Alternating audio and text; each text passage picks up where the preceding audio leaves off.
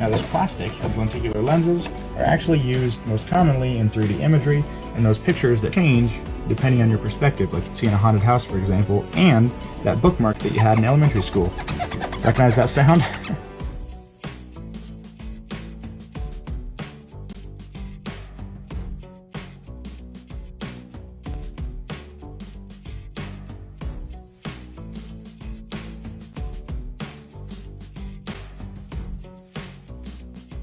And another cool thing about these is that because it's all uniform and it works the same way, it doesn't matter what the perspective of the viewer is as long as there's material between the eye and the object we're trying to hide. Meaning that this actively changes the image that this person is seeing as they move possibly left or right.